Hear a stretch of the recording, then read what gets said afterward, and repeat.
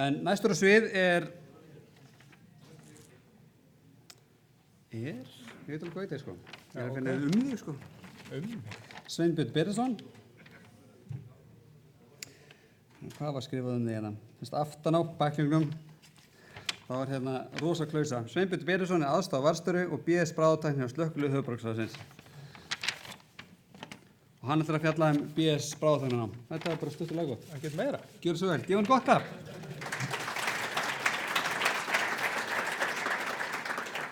Herri, gaman að sjá okkur. Mér finnst vanta að fá fólki sko hingað. Já, eða hingað. Já, það eru fleiri sæti laust þarna. Já, ok.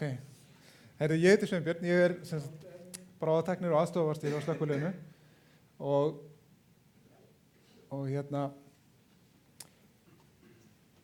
Og búin að vera starfandi síðan 17. maí 1993. Svona margt sem að Reynir myndi mig á í gær, að það svona einn dagsetning sem situr í mér. Og svo skrítið sem það þá hef ég ennþá alveg djöfulli gaman af þessu. Og það ástæðan fyrir kannski að ég hérna og er búin að vera að skipta mér á hlutum í mörg ár. En ég kláraði bráðatækninámið mitt í 2001 í Pittsburgh og fór svo að vinna og þróaðist í starfinu og svona. En svo fyrir svona 6-7 árum þá fann ég að mér vantaði aðeins að fara að ögra mér meira. Fyrir svona 10 árum síðan fór að streyma inn í Utanspítalaþjónustuna mjög mikil áhersla á það sem kallað evidence-based medicine.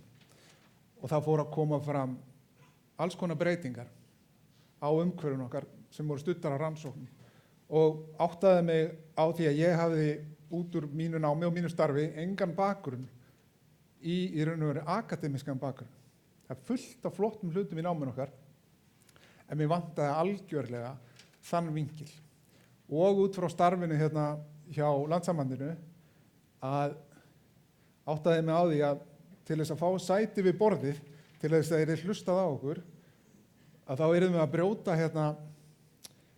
brjóta odd af oflæti okkar og kannski sameinast hópnum sem segir að stór hluti af náminu okkar bara ekki nógu mikill og ekki nógu djúpur. Og ég fór að kíkja í kringum mig. Ég vissi á námi í Pittsburgh. Mér langaði í svolítið aðra lykt í nefið heldur en Bandaríkin og fór að skoða fleiri hluti og fann þetta nám hérna á Írlandi, í Limerick, og sóttu 2017 og það endaði með að við fórum 2 í þetta nám og eingöngu á því að mér vantaði þess að ögra sjálfum mér. Eftir 17 ár frá því að kláraði bráðatækninámið að demba mér út í skóla, gera eitthvað, aðeins að fara aftur út fyrir kassan og ég útskrifaðist núna í júní, búinn með þetta og þetta var vel þess virði. Og opnaði augum mín enn frekar og staðfesti svo sem það sem ég var að segja við ykkur áðan með rannsóknirnar. Og þið sjáið það sem að Richard var að tala hérna áðan, það sem að þeir byggja grunninn sína á, það sem þeir réttlæta tilveru sína á, eru rannsóknir. Það sem þeir réttlæta það sem þeir eru að gera, eru rannsóknir. Ef ég bara kasta til ykkar einum bolta, hvað eru til margar rannsóknir Utanspítalaþjónustu á Íslandi?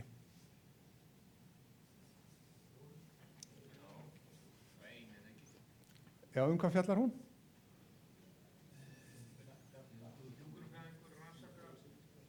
Er það Utanspítalaþjónusta? Já, hún var að skoða,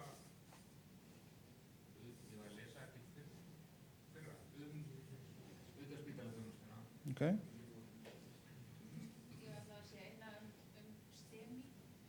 Já. Náðist ekki mynda mér? Jóns? Já, menna það. Ein STEMI, helstu rannsóknar eru árangur endurlífgana. Og það ekki unnið af Utanspítalaþjónustunni. árangurinn er fín, 25-30% lifun, frábært. Allstaðar svona flestum stöðum í heiminum 10%, við erum að standa okkur mjög vel. En við vitum í raun og veru ekki neitt á svona konkrétt hátt hvernig systemið okkar virkar, ekki neitt. Við höldum að við vitum það. Ég að gera eitt, ég annað. Við í Vík og Klaustri annað. Og við erum alltaf að standa okkur vel, ég ekki að segja það, en við þurfum að geta fært rök fyrir því og sanna það.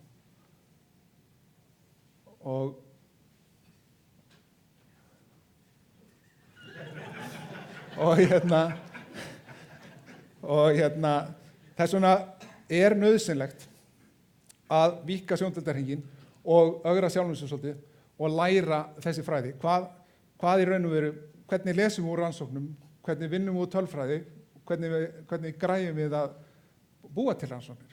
Og það var í raun og veru grunnurinn í þessu námi. Ég lenti á smá vegg þegar ég byrjaði að læra.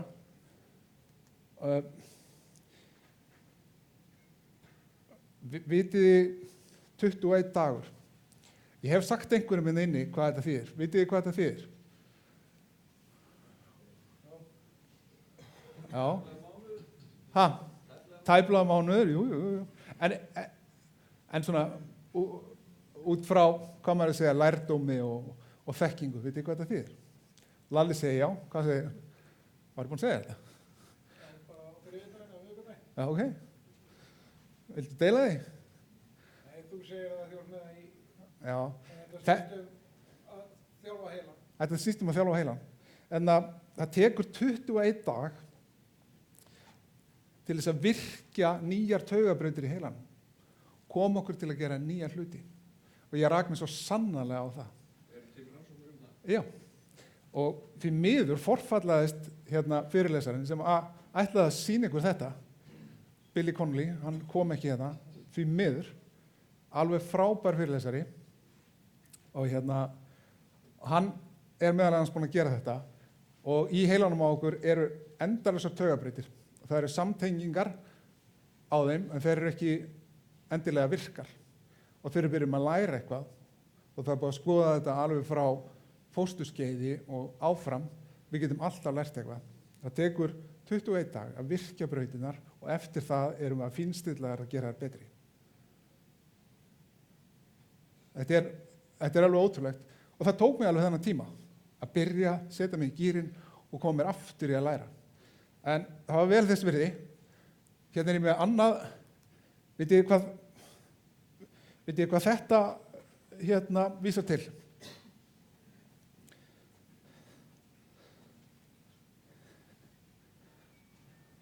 Probably Dixon, you should know this.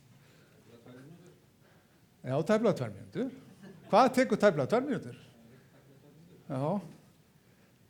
Ég veit það miklu meira á það. Hvað það tekur langan tíma yfir þér? Sko, einhvers staðar sá ég nú rannsókn á því að ef þú ert að tala getnað, að það gæti því svona meðaltali tekið 1 mínútu og 25 sekúndur með því að fara úr buxunum, sko.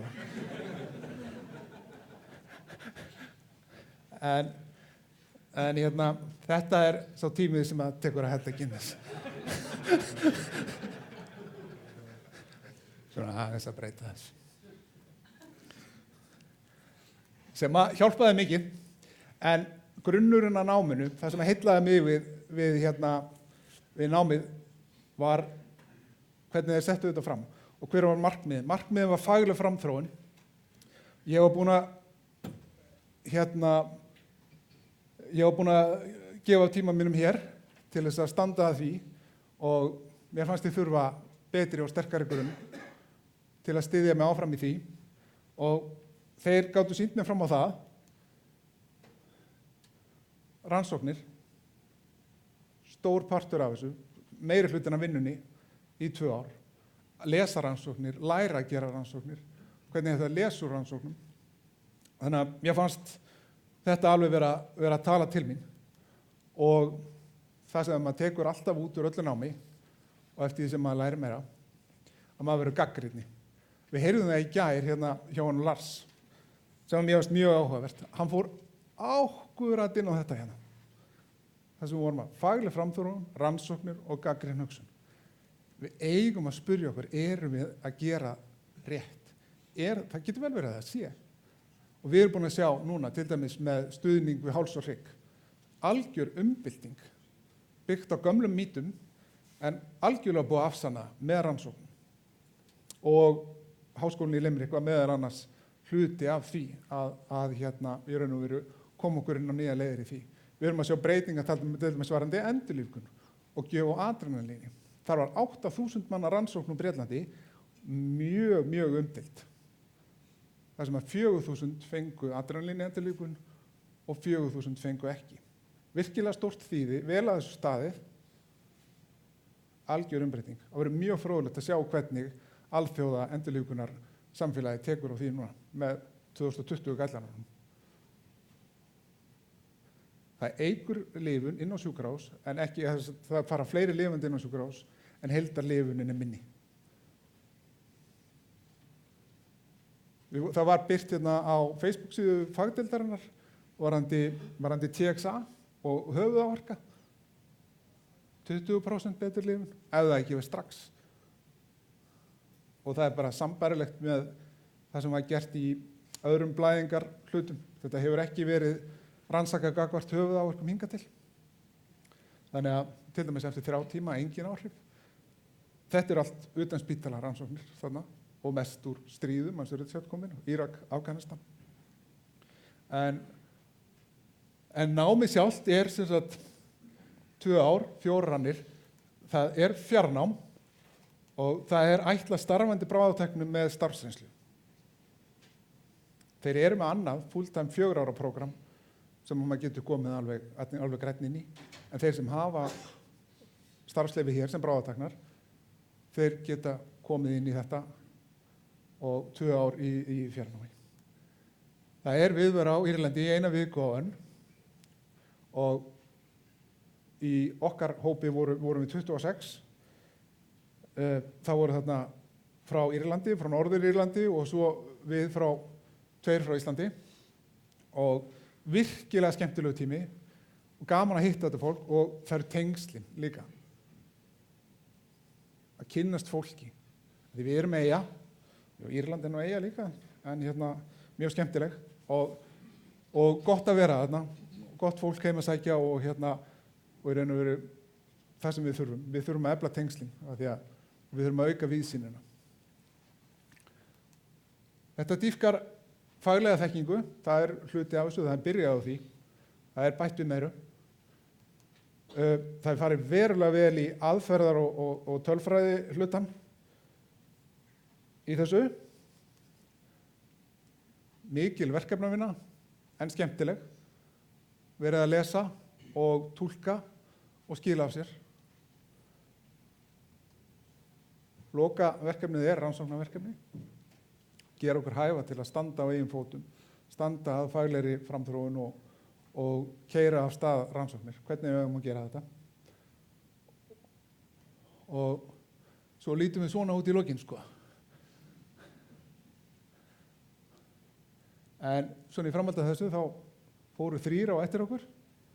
Þeir eru hálfnaðir með sitt nám núna og ekki annað að heyra en að þeir séu sáttir og bara vil hvetja starfandi bráðatækna á Íslandi til þess að nýta sér þennan kosta því að hluti af okkur þarf sannarlega að vera þarna til að geta staðið verið okkar megin við borðið og búa til alvöru fagráð og þróun en ekki hagsmunaráð.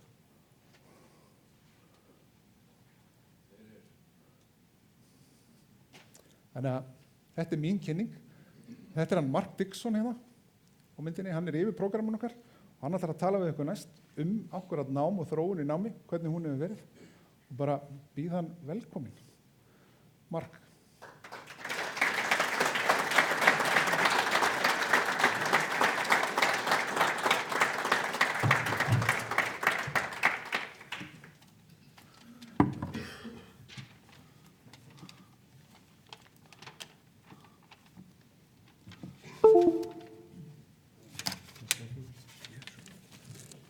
Til að halda í formið, þá hann með 2 fyrirlesara, einn bráðatækninámi, Utanspítalaþjónusta, þróun og menntun og svo seinni hlutan sem skorðun háls- og hryggáverka.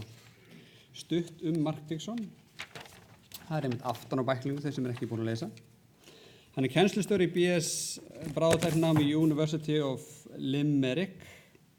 Mark með mikla reynslu varðandi bráðaþjónustu Utanspítala. Hann hóf störf hjá NHS 1985 og starfaði sem advanced paramedic þar til hann hóf störf hjá Háskólann í Limerick. Hann jafnframt með meistaragrad í bráðaþjónustu frá University College of Dublin 2007. Gefum henni gott klapp.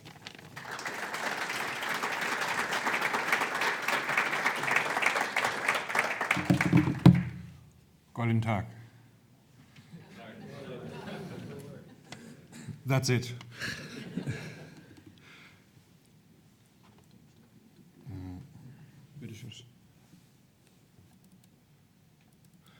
So first and foremost, many, many thanks for inviting me here to Reykjavik. It's my first time in Iceland. Categorically assure you it won't be my last. I spent last night on a shift with some of your colleagues, and I've traveled the world in both directions. I've never, ever in my life seen an ambulance base quite like Reykjavik. So whatever you do, we're very grateful for the accommodations you have. I was particularly shocked when I was shown the single bedrooms. You don't work on night shift? This is quite incredible.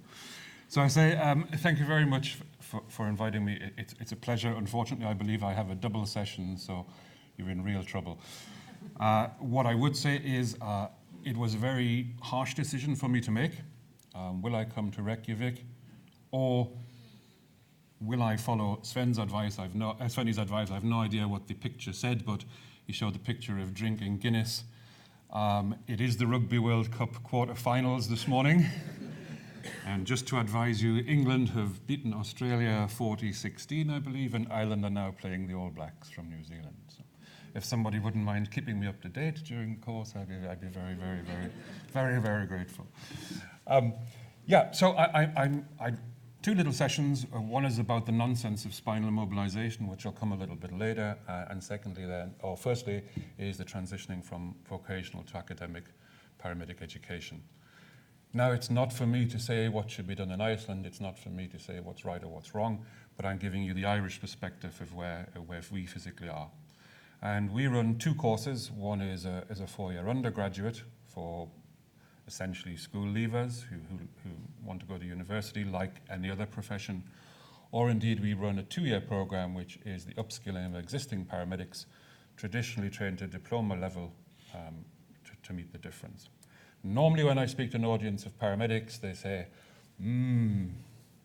I can probably split the audience 30%, 33%. So a third will say, no way, unless the world blows up, I will not be going back to school. I have no interest whatsoever. What are you talking about? Fine, that's your belief. I'll have 33% who will say, oh my God, can I come on the next program? Yep, that's great as well. You're welcome. We start in September, details at the end of the thing. And then we'll have 33% in the middle who say, I just don't know. What's it all about? I haven't any idea. And what I'd like to do is I propose to give you the evidence behind it, to tell you why you should be doing it, to tell you how we educate as undergraduate students, to tell you how we get on with doing it. But I carry my paramedic license too, to my pocket here. So I can speak from within the industry, and for those of you that are on the fence, that don't know whether to do these sorts of things or not, it also is a vehicle for getting more money. Okay, so suddenly we can see the body language nod, and some people actually take notice. So for those of you that want, brilliant. For those of you that don't want, brilliant. For those of you that, I might just have a listen because I could actually take home a few more shillings to my family. That's what I propose to do. So, again, I'm very embarrassed. I have 0 Icelandic. I could have an attempt at doing this in German, but I certainly can't do Icelandic. And I'm afraid this is a product of when your parents are Scottish, you're brought up in Newcastle in England, you go to Germany to university, and you live in the west of Ireland. This is the dialect you're left with, so I sincerely hope we can translate to something you can understand. I swear dreadfully. I make no excuse for it. I'll offend everybody. And I hope to get everybody participating because I'm going to show you a few holes in your practice. Bearing in mind I have the same badge. So this is where we work. This is the graduate entry medical school in the University of Limerick. We'll come onto that. It's quite important. You can see because I don't fit in small HEMS aircraft, I like to use a Sikorsky 91 because I can walk around. It's great and I can do things. So we have an AW109 and an AW139 and a 69, and they're all far too small for me. So if you want to be HEMS crew, first check the size, yeah? And if you have a few calories spared like my good self, perhaps go with a big Sikorsky. Okay, I definitely will throw a few of these. Hand grenades are good, and it's essential we challenge what we do. Yes? Do you have somebody on your station or in your division that wears their underwear on the wrong side of their trousers? Yes? Do they go to calls like this? Do you have some? Yeah? Okay, we have to look at what we do. We have to look at how we do it. And we have to be self-critical in a safe environment. Okay, so this room is full of paramedics, I assume, or generally full of paramedics and docs and nurses and whatever. Okay, it's safe. It's okay to look back, to reflect on something and say, oh, of course, I learned that 20 years ago. Huh. How dare you ask me if I can do an ECG? Let's see. So I'm in a very lonely place because there's lots of you and there's one of me. And I'm going to put some hard questions to you. Not because I'm an idiot. No, but because I want to stimulate some discussion, because I'd like you to think about the things we have to say. And there are some amazing similarities I found between Ireland and Iceland. I've been here 2 days. We are island nations. Yeah? The people seem to be the same. I went on a 999 call last night, a 112 call last night. The jobs, I assure you, are very much the same. Yeah? You break a leg in Reykjavik, the same as breaking a leg in Limerick or in Edinburgh or wherever it may be. I have found we have Guinness, you have Viking Stout. But that's quite dangerous. I had one on Friday. I won't be having one of those again. Anyway, this is the med school. So this is our university. As you can see, our university is surrounded by an island. Upon the island of Ireland, off the coast of a rather much larger island, off the coast of Europe. So it does seem quite far when you look at that map, and I can only assume that the cartographers were drunk or they'd had too much Viking Stout, because Iceland looks a long way away, but it's only 2 hours in an aeroplane if you're going downhill. So it's really not that bad at all. What I really want to talk about, though, is EMS education. And we can talk about, I don't know if anybody's done a MIMS course, and Napoleon Bonaparte, Surgeon General, started this off with triage and the Napoleonic Wars and all the rest of it. But true paramedic, as we know today, really only originated in Vietnam. Yeah, we could argue Korea, you know, and the MASH-style hospitals where people were brought from battlefield injuries. Yes, that makes sense? And that was then confounded in 1969 with the first delivery of the National Registry Program in the US. Just for a moment though, I'll go back here. Here's Vietnam, and what they were essentially doing was taking 19-year-old kids and training them to stop blood coming out. Yes? Training them to do a very rough airway maneuver, training them to give preloaded morphine, and so on and so forth, with the intention of our first HEMS evacuation to, you know, the field hospital and then on to the trauma center. Yeah? And nothing has changed. In 50 years, we are still training paramedics to do massive high-end trauma. Yes?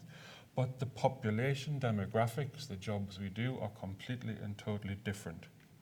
Leave the high-end multi-system trauma. to a very small group of very highly trained HEMS experts, yeah? as Richard mentioned there previously. But how many multiple drive-by shootings do you get in Reykjavik on a Friday night? How many napalm explosions do we have on the North Coast? Yeah? And yet we've adopted this 50-year mantra of I'm an ignorant 19-year-old kid from a deprived social economic background, and I will train you to deal with these people on the battlefield. And that essentially is the essence of the genesis of EMS training, and it's still very, very prominent today. At least 50% of every EMS program in the world deals with massive high-end trauma. What rubbish. Yeah? You don't get too many 85-year-olds joyriding. Yeah? You don't get too many 75-year-old asthmatics on crack. Yeah? You don't get too many 83-year-olds going on a mass shooting spree, and so on and so forth. So we're training for the Gucci stuff. We're training for what we learned 50 years ago, and it just became common practice. We have a saying in Limerick, if we always do what we've always done, we'll always get what we always got. Okay? Now, here's an interesting study. This is pretty recent, 2004. These are the causes of US Special Operations Forces death in terrorism. 85% are dead on scene. So I don't care how good a physician or a paramedic or a nurse you are, you ain't going to do anything for those, yes? Half of all the deaths are from truncal, isolated, exsanguinating hemorrhage. So they have a penetrating injury somewhere in the kill zone, and they have bled out because of the dilution issues and all the rest we talked about earlier on. The remaining 40% then are bleeding out from their extremities. Yeah. 1% tensions, 2% airway problems, and the remainder are multi-system trauma events. So this is the model we're training towards. Now, I don't know what happens in Iceland, but I cannot believe that's typical of a normal Friday or Saturday night in Reykjavik. Or is it? I don't know. So I looked up some Icelandic figures. And this is from the Statistics Office here in Iceland. And our primary causes of death here in Ireland are circular artery problems, predominantly acute coronary syndrome, of course, neoplasms, and the nervous system. So circular artery system, do you get sufficient training on the circular artery system diseases? All good with ECGs? All call the STEMI correct? Neoplasms, and what percentage of your education revolves around management of palliative care patients? Considers things like the administration of subcutaneous fluids to retain hydration. How many of them are neoplasm? Are they cancer-based? Is it 50%? No. We're focusing on drive-by shootings. We should be focusing on whatever's Iceland-specific, and that may well be different to what's different to Ireland or to Edinburgh or to Czechoslovakia or Vietnam or wherever it may be. Okay? Nervous systems then. So how many people here could get up here and give a little session on the difference between, standard dementia versus Lewy bodies? Yeah? Or what are the traits of Parkinson's disease that we can identify in the pre-hospital setting? Presume you have dementia here? I'm a prime example, yeah. But we don't train and we don't educate ourselves for it. We stick with this mad mantra of high-end trauma from the Vietnam War. So, why do we need to learn these educational themes and backgrounds? I want to get, if you read one paper the rest of your life, read the RN forecast. This is an incredible piece of work across 22 European hospitals, some hideous as 500,000 patients enrolled in this study, and it demonstrates that those patients in the care of degree-educated nursing personnel have a 30% reduction in their mortality. 30%. Way more than all of the fancy, high-end medical interventions. We talked about, anesthesia, we talked about Reboa, we talked about ECMO, we can talk about all of the high-end sexy stuff. But simply the fact we put a degree-educated nurse on a ward, we increase survival by 30%. There is no medical intervention on this planet that can offer you 30% increase in survival. This was argued, and it was redone again then in Alberta in Canada, again smaller, 50 hospitals with 20,000 patients nearly, and again the impact on 30-day mortality if they were degree educated. Okay? So, let me quantify that. What I'm saying to you is the first 2 years of a 4-year degree program is about teaching you the things to do. Yes? Laryngoscope left hand, ET tube right hand, into the right, retract to the midline. Yeah? The final 2 years are about why you do it. And that's the key difference. Okay? So we are trying to move from this blind training model to an educated model where we can think, we can apply, we can research, we can make cases, we can stand on equal terms with our medical colleagues, we can stand on equal terms with our nursing colleagues, and our arguments are rational, our arguments are evidence-based, our arguments are well-researched, well-funded, there's an economic model behind it, and so on and so forth. That we become true professionals. How many people here think paramedic is a good job? Stick a hand up. How many people here think paramedic is a true healthcare profession? Because I'm going to argue with you. I'm going to argue extensively that a job is vocationally trained. I'm going to argue a true healthcare professional is academically educated. That's a big difference. Where does this go? Here's a copy of the Healthcare Professionals Council, which is the regulating body in the UK for all healthcare professions. And you can see on this list there's 16 titles in total. We have orthoptics, paramedics, physiotherapists, practitioners, psychologists, You can read the list for yourselves. Now, what it means then is there is a common banding. So what this group have done is they have taken the responsibilities, the roles, the autonomy of the paramedic and measured it against peer groups who are graduate educated. So now if you look at pay scales in the United Kingdom, you will be measured, for example, against, I can't even pronounce it, an orthoticist. Do you know what an orthoticist is? They make corrective molds for your walking. Yeah, they go into your shoes. So do you think the role and the responsibility of a paramedic with a back pocket full of ketamine is more or less than somebody who makes plastic inserts in shoes? I would agree, yes. Therefore, we rise up the banding scale. Okay? So therefore, paramedics have just been increased to what's called a band 6 in the UK, which means they are sought, they have the same professional recognition as all of those other healthcare professionals on that band 6 level. So they have equal say with ICU nursing, they have equal say with radiographers, they have equal say with physiotherapists. Okay? I don't know whether that's the case here in Iceland, but it certainly isn't the case where I come from in Ireland.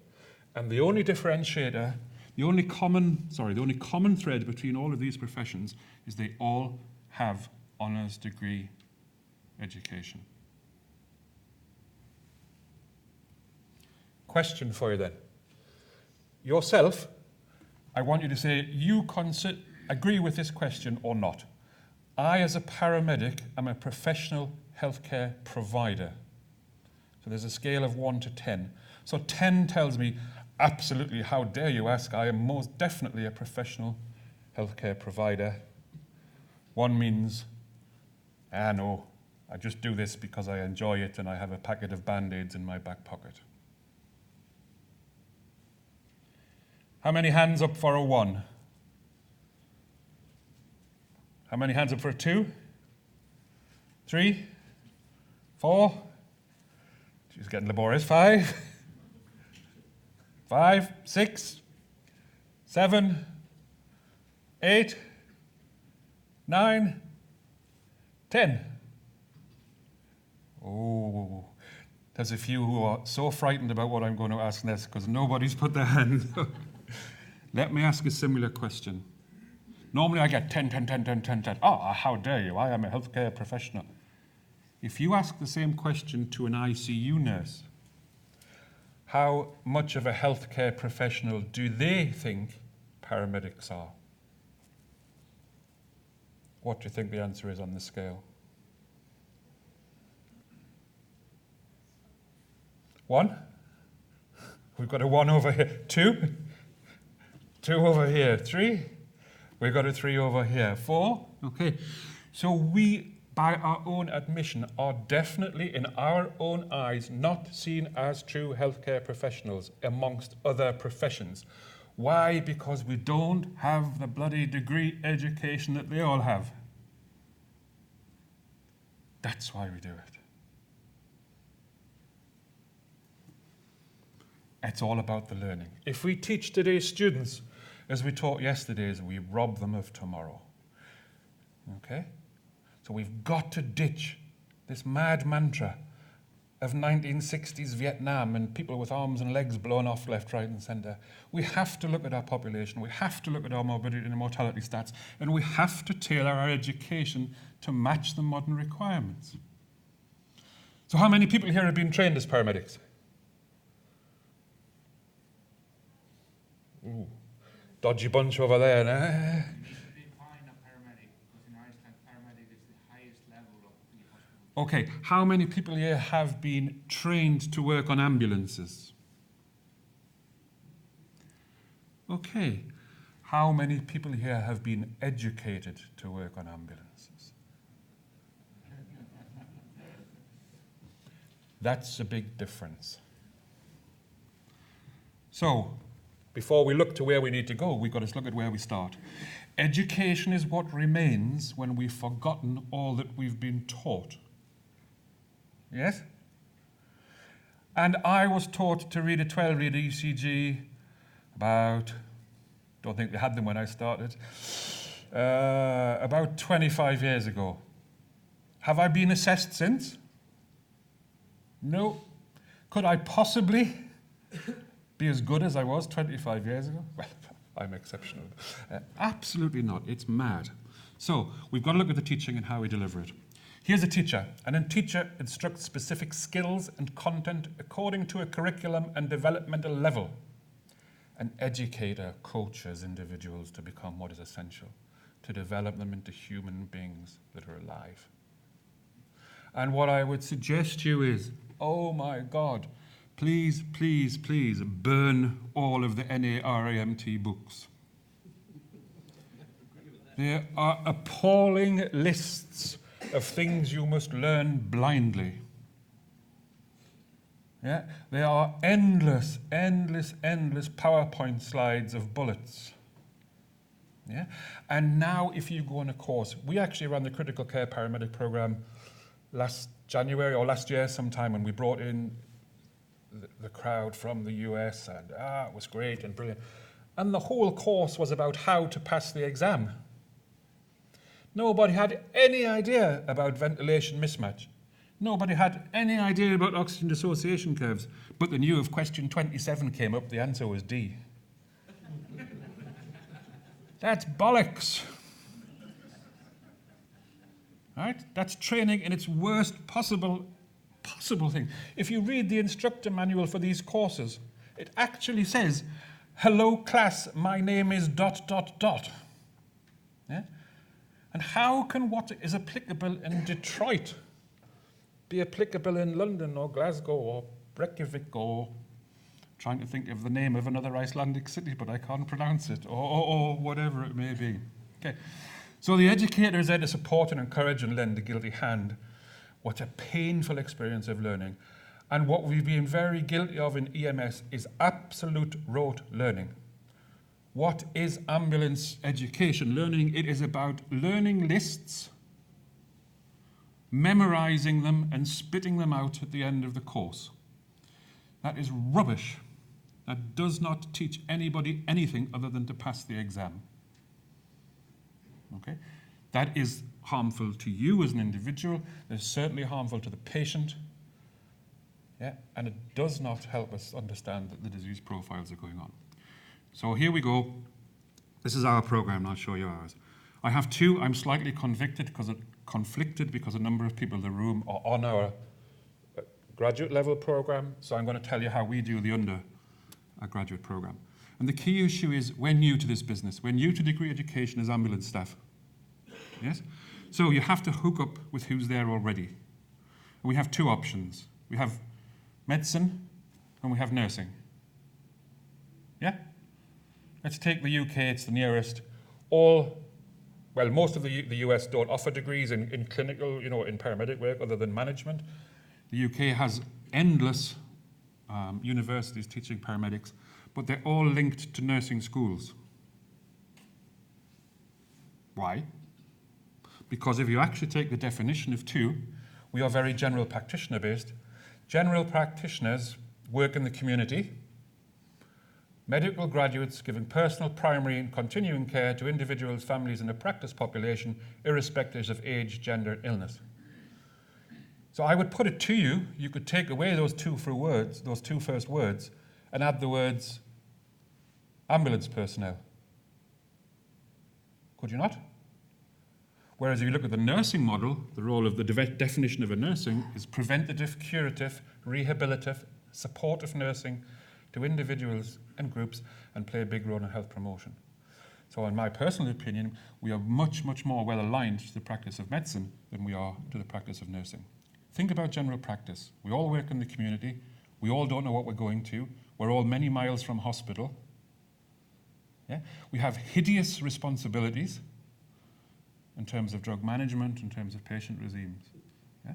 A nurse, with no disrespect, I'm married to one, generally follows prescribed order. Yeah? So the physician will say, I want 2 milligrams of this every 4 hours or whatever it may be.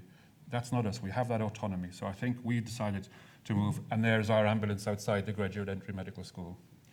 We're not there as hangers-on. We're there to contribute. So all emergency care procedures taught in our medical school are taught by paramedics. Okay? So nobody does extrication like people do here in the room. And it's wrong to ask a GP to teach another GP how that's going to happen. So we're brought in. Obviously, then we use the GPs. Okay? And we also take part then in active publication. Yeah? And this is the key to everything. So how many people in the room have published? Okay? You must start thinking about this. Okay? If you want to be held on that same pay scale with all those analogous grades, then you have to make research a key element in terms of your practice. No one will take us seriously, and if you don't publish, what happens is the protocols that you get will come from the top down. Yes? Who knows most about the patient in a pre-hospital world? You guys. So if you want to do something new, or if something's wrong, or you need to put in a new piece of equipment, that drive has to come from you guys up the line.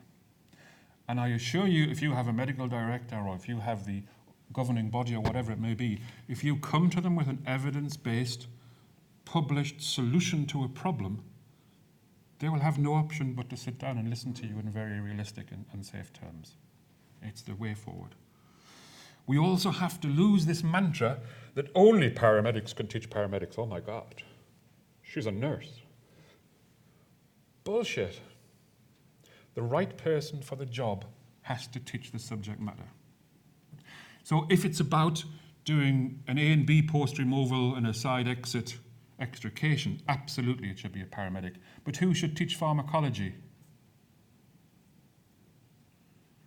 It's a pharmacist, isn't it? Who should teach cardiology? A cardiologist, yeah? Who should teach neuroscience? A neuroscientist. Where do you find all of those people? In a university. Yeah? Not in the back room of an ambulance base because he's been doing it for 25 years. And he's quite good at the GCS. We'll give it to Johnny. Yeah? You can't do that. And you have to look at teaching methods then. So we use problem-based learning. I don't know if you're familiar with the term. Yeah? So normally you're told what you need to know. Today we will learn the signs and symptoms of shock. Wow. Tachycardia, tachypnea, confusion, lethargy, diminished level of... Yeah, that's the NARENT nonsense book manual. Memorize it. You must learn all of these for the exam on Friday. And then on Friday, I got 88%. Nobody ever gets 88% in a real examination. It has a value. Okay. Problem-based learning is then we use a problem and we say, there's a man on the floor. What could be wrong with him? So unresponsive patient on floor. What could be wrong with him?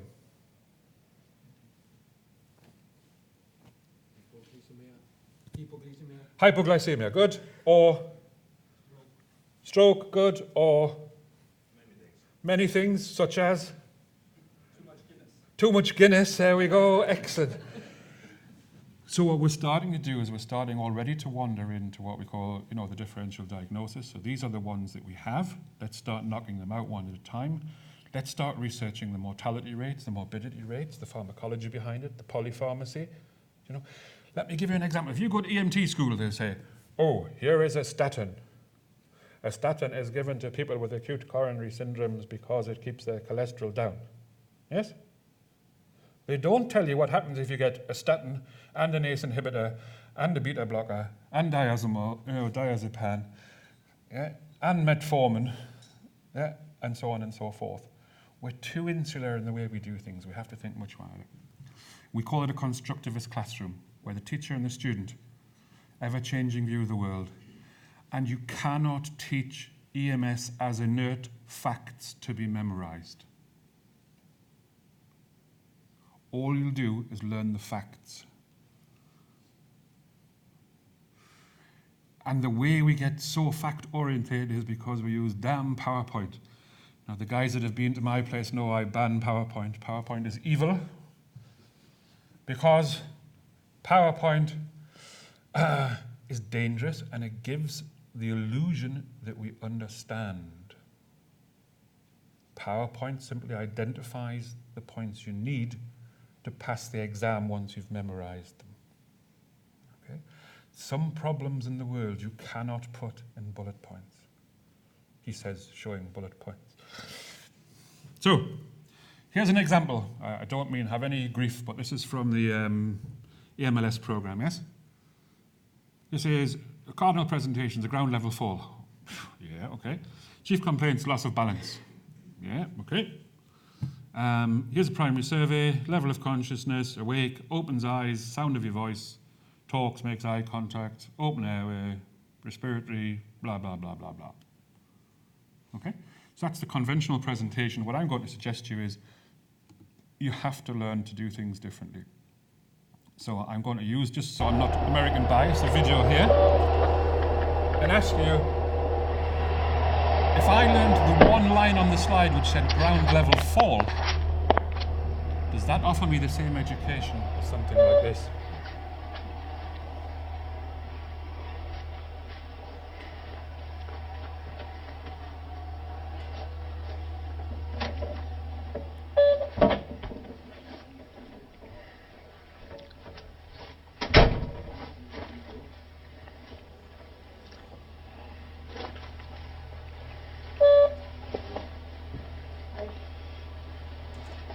Elliot, she said hearing aids are either in the bedroom or the bedroom.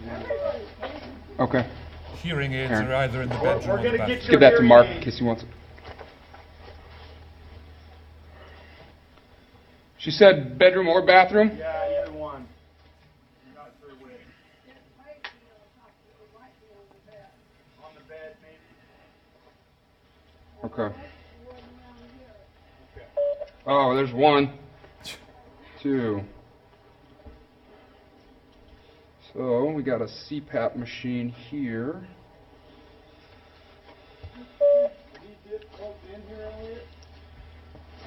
Say it again, bud. Oh, there you go. Yep. Oh, you do good work. Yeah. Okay, so let's start some problem-based learning. If I'd gone through the EMLS program, it would say ground level fall. I would suggest to you that warrants more than 3 words. So what mad things do we pick up on there? What points can you pull out of that video clip? Surroundings, okay, great. It's a ground level fall. Did she trip?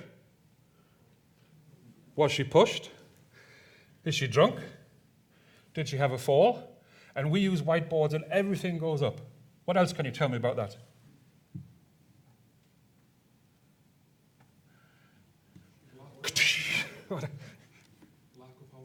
Lack of housekeeping, okay, good.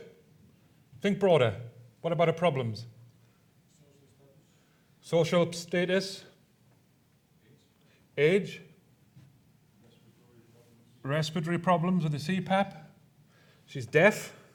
Communication issues? So we start building a problem. Can I suggest to you that's way more worthy of 3 words which says ground level fall? The classical textbook, those texts where you go, ground level fall, scene safe, BSI, any further danger. Bollocks.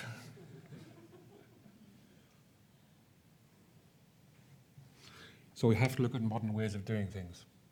Obvious ethical issues about patients and body cams, but I'd like to show you, have you all done OSCE stations before? Objective structured clinical examination. So you now have to go and prove that you can do a blood pressure. You do your, follow your list, you know, and you're doing your blood pressure, and you've got to prove you can do a BM and all the rest of it. And it's so stressful. Normally you get 6 or 8 minutes, and it's in a big hall, and you get 6 minutes, and there's a buzzer that goes meh, and you move to the next one, and meh, and you move to the next one, move to the next one. Ban those. Because you stress people out for doing dumb, trained functions. If you've given them a list of how to do a BP, there's only one way to do it. Right? All you're doing is getting them to recite it, to copy it. So we've made up a system of master videos. We show them once. We give them access to the master video. They've all got mobile phones. They then go away and film themselves, and then they submit the MP4 when they know it's correct. There's no stress. The skill's exactly the same, but they know it has to be 100% perfect. When I took this to our state regulator, do you know what they actually said to me? But that means they could practice it 20 times before they actually do it.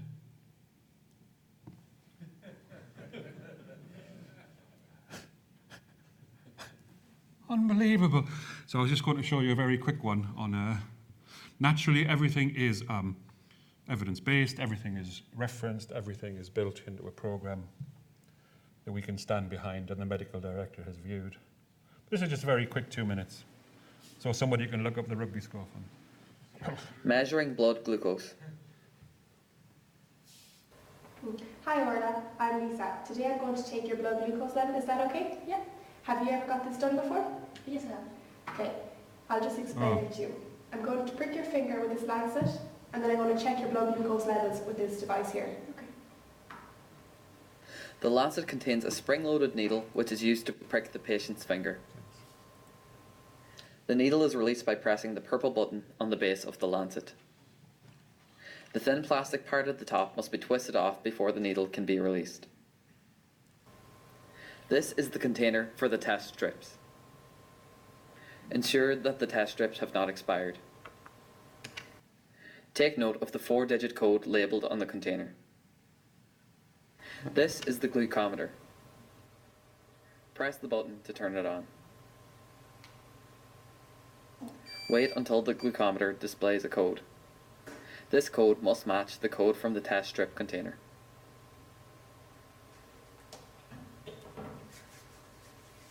Wash your hands and put on gloves.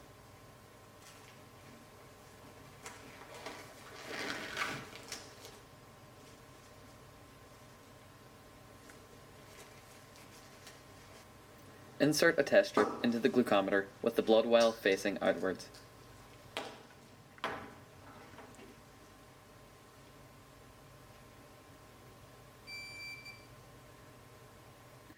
The glucometer display will indicate that it is ready to receive a blood sample. Sterilize the patient's finger using an alcohol wipe.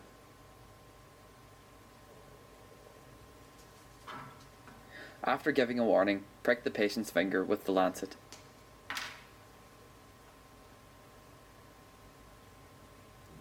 Apply the blood sample directly to the blood well off the test strip.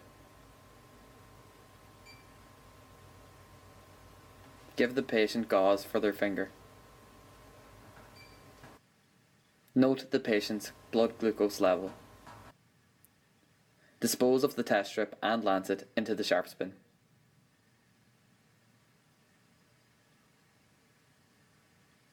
Complete all relevant documentation. So what could be stupidly simpler? Right? No exam. You just got to send me in a body cam worn picture of you doing that perfectly. It's assessed. We have 25 skills like that. We then distribute those to our external examiners. So we have one in the UK, one in Australia, one in Canada, one in Iceland, if anybody's interested, to assure quality control. The stress is taken away from the examination. They've proved they can do it. When we go to coroner's court, yeah, when the legal people are saying, but he didn't even measure a blood glucose, he didn't know how to. Yes, he can. Here's the video evidence of him doing it. Right? It's all about learning to do things in a different manner. We have to embrace technology then. This is our latest devices we use. So we're using virtual reality for patient interaction, so we can actually build scenarios to work on that. Here again, you can see them being used. And here's an actual quick study about accessibility and effectiveness of a virtual lesson. Okay, so we actually... Oh yeah, sorry. We use now virtual reality alone for anatomy. And when we review the actual...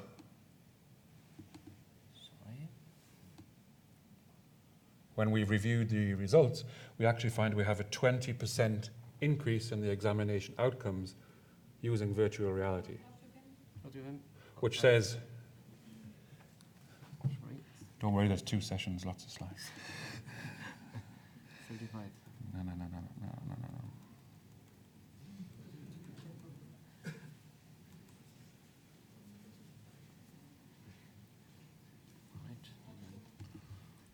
Slideshow. Oh, yeah. There it goes. Okay, so I have some various videos on simulation, what have you. What I'm actually going to do is I'm going to ask can I run on this presentation a little bit longer and shorten the next one if that's possible, because it's quite interesting. I have videos of a virtual simulation, how it physically works, but I'll show you that at a different date. You can hear that now our mean scores for teaching anatomy have actually physically gone up by best part of 20% in the cardiovascular region. So, our mean scores are 57.5, bearing in mind nobody gets over 80, as the Yanks will have us believe, to 78.5 once using virtual reality. Okay?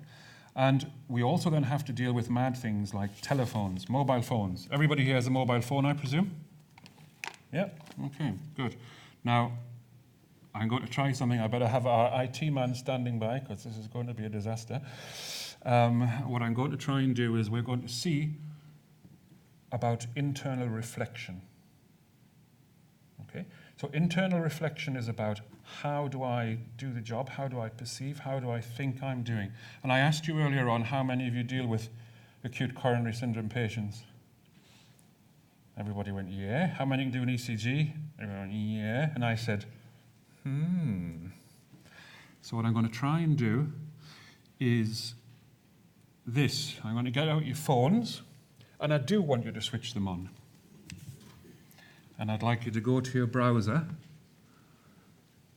and I'd like you to go to kahoot.it, if you wouldn't mind.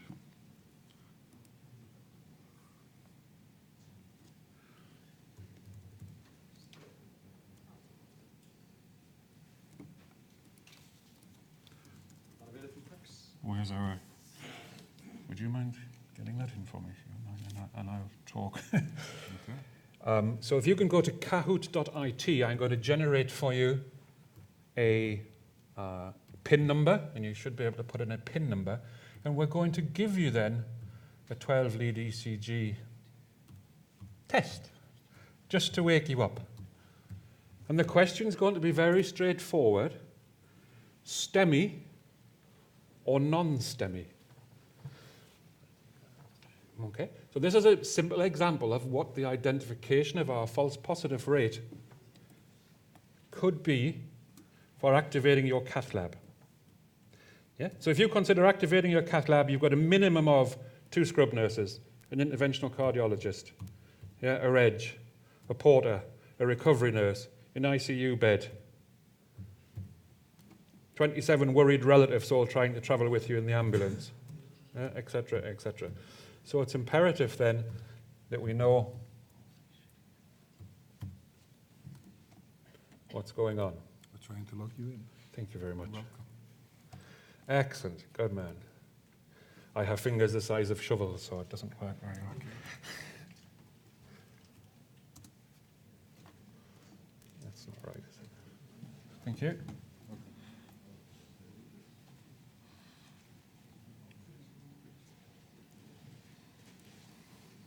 That's actually not right, but no.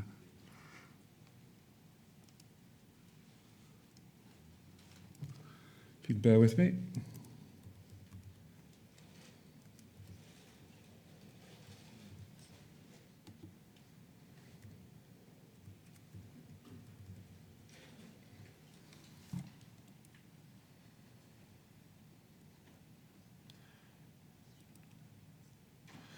Okay.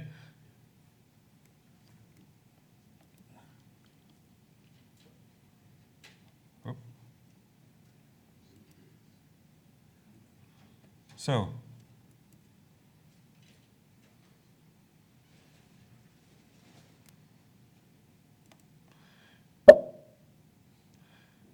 are you ready to join? So here is the PIN number. There's some music just to give you a grief.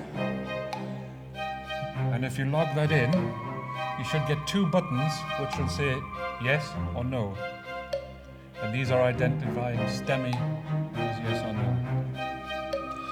Put in a silly name so we don't know who you are. Your pet's name or your favorite food or cartoon character. So we have, Nick's a bit of a giveaway. Dummy, that's looking pretty good. Yeah. Tramp stamp, my God. BS, like it. Simbi. Doofus. Okay, we've got 50 players. Remember, the question is going to be STEMI or not. A bit unfair now when we have an ED consultant in there. Are you ready?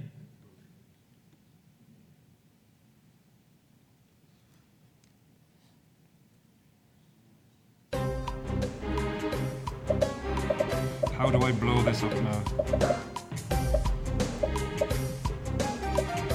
Somebody help me with the zoom function on this machine, please, because I use a Mac.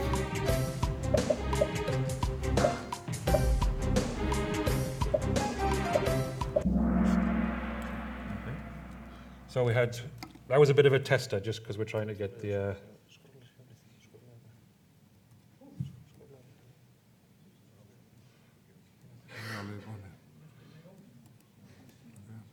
Okay, let's just go to next and we see what comes up. Thank you.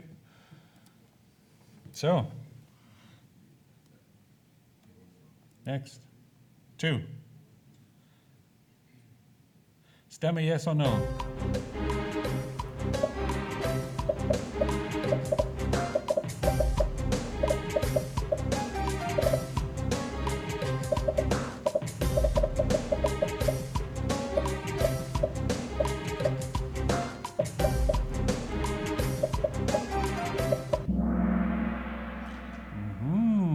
Next. STEMI, yes or no? Gukrit is looking good at the moment.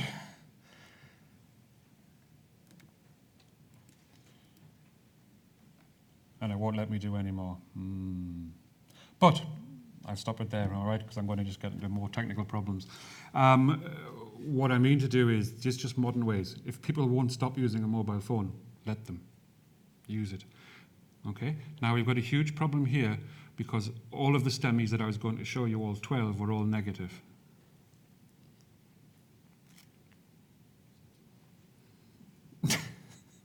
Okay? So what we have to do is we have to learn to be brave enough to reflect on what we do, to learn how we do it, and to change the way we do things. To say, I'm not good at STEMI anymore. I need to review it, to build an online platform to keep us up to speed, to keep us going, to keep us going. Further IT use, and this is an anatomage table, so we don't use cadavers anymore. We don't use dead people. We don't chop dead people up. This is a hologram table of a man who was killed in the gas chamber in the US, and it's a CT slice body, so they can be rotated through every way in his body so we can relate things. We also use environment sim. So we have a specially built room that I can key in Iceland, and we'll end up in Iceland. I can key in aeroplane, and we end up in an aeroplane. So again, it's about increasing the fidelity of the training. Here is an underground or an overground DART train in London, actually. So we can now run our scenarios based in these simulation units.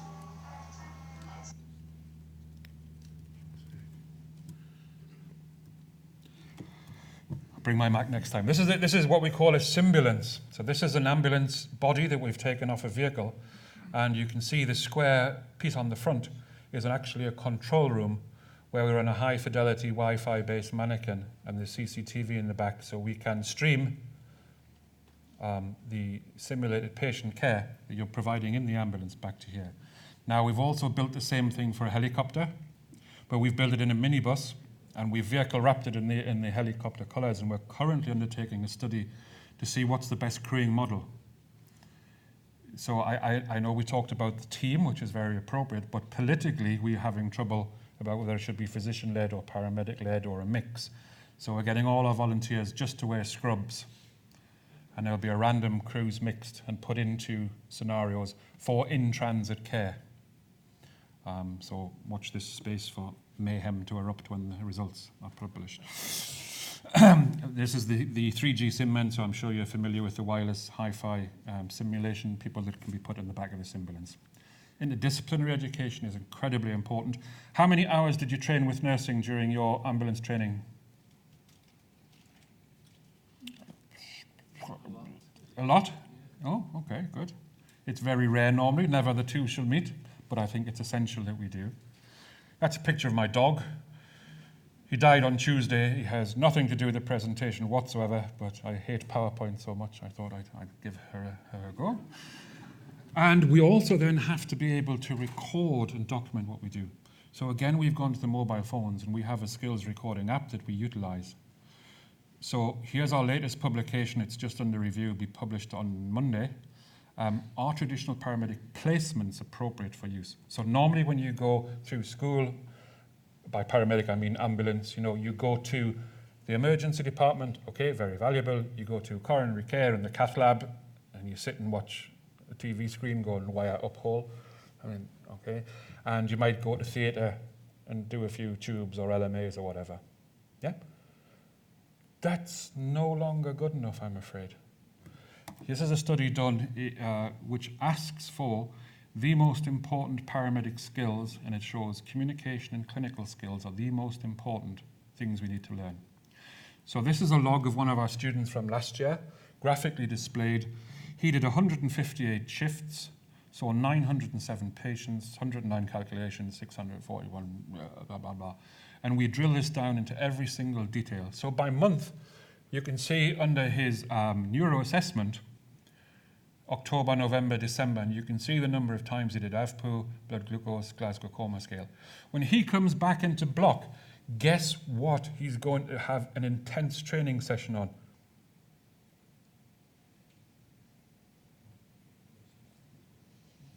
Pupil assessment, because he hasn't done any. Okay? And that means we can actually individualize the educational requirements for every single person. Put that back to them. Do I need to teach him? No, I need to show him the breakdown video. He needs to be able to provide me photographic video evidence that he has identified a fault or a shortfall in his practice. He's been willing to accept he has a shortfall in a practice, and he's taken the necessary actions to correct that shortfall.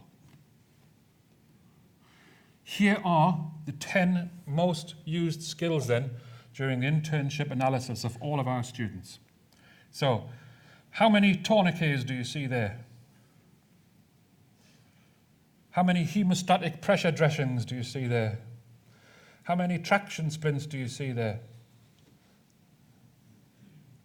Yeah, and so on and so forth.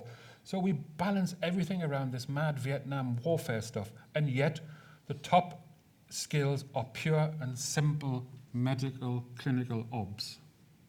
Okay? So what we need to do is we need to focus the education of ambulance personnel where they can practice the skills they will use the most. Now you'll argue with me, oh, but we always do AVPU and we always do blood glucose. Yes, I spent 6 hours in an ambulance base last night and we did one call. And yes, there was a blood glucose measurement. And yes, there was a GCS observation. And yes, there was a blood pressure. And yes, there was an AVPU. But we need to be able to target that across all groups. We need to target all of those key medication, all of those key interventions across learning disabilities, across pediatrics, across medical, across trauma, and all the rest of it. And I argue with you that traditional ambulance placement doesn't allow the predictability you need to ensure the exposure to the critical skills we know are the most used within ambulance work. Mentoring is also very important, and I want to show you a quick video of mentoring. We use a technique called negative reinforcement. This is a dangerous one. So I want you to have a look. We play this to experienced staff and ask them how they would address the issue if it was one of their colleagues. 27, 28, 29, 30. Okay, 30 minutes on the screen now and we're still asystole on the monitor. Are you happy enough with that? Yeah. Happy enough he meets the criteria? Yeah. Okay, so we'll call it there that? Yeah. Right, so time is 2:35. You happy enough? Yep. Okay, right, so we'll just do a few checks, right? So still asystole on the monitor throughout. Check the pupils. Okay, both pupils are fixed and dilated. Just check a pulse. And he meets all the criteria as well, doesn't he? Yeah. No pulse. None. Let's have a quick listen.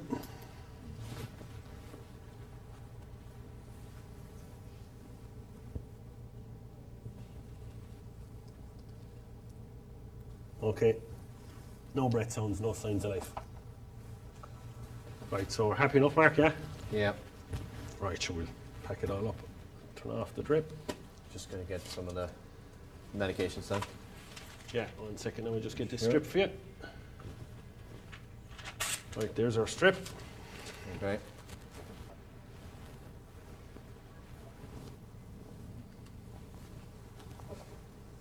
Right, Mark, will you do the right and so on? Yeah, if you call them out to me. Yeah. What's the pin? 5085. Okay, Mark, will you just note the drugs? Yep, sure. Right, so 225. What was your pin? Sorry. 5085. 85, yep. All right, so 1 epi, 1 in 10,000, 225. 225. Yeah. Epi. 1 in 10,000.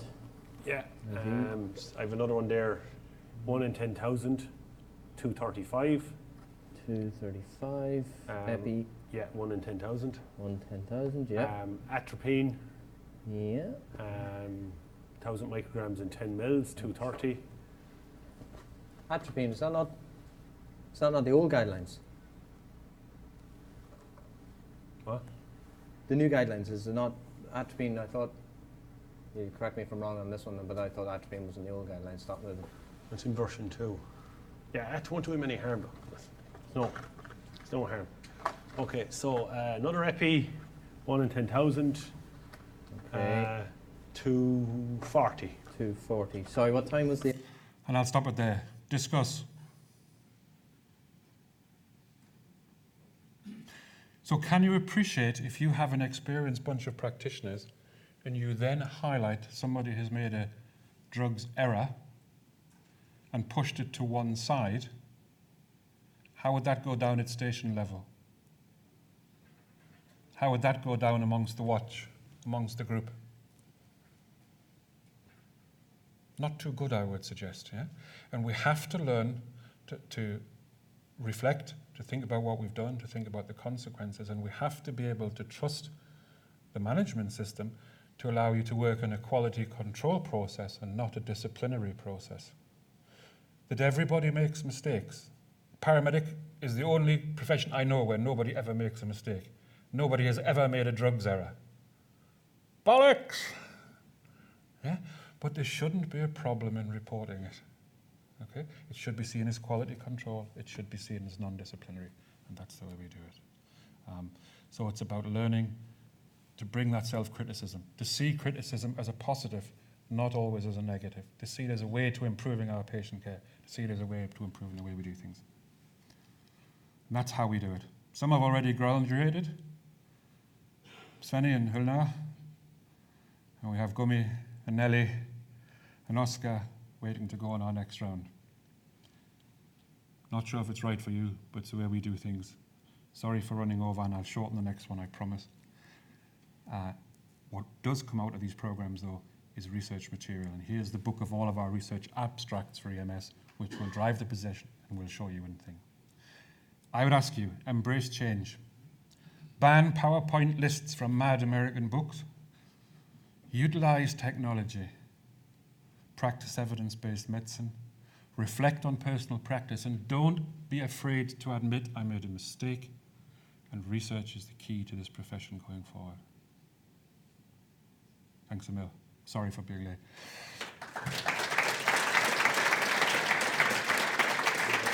Okay. Is it straight on to the next one? Is it? 10 minutes. 10 minutes, yeah. Zullen we meteen ook 10 minuten?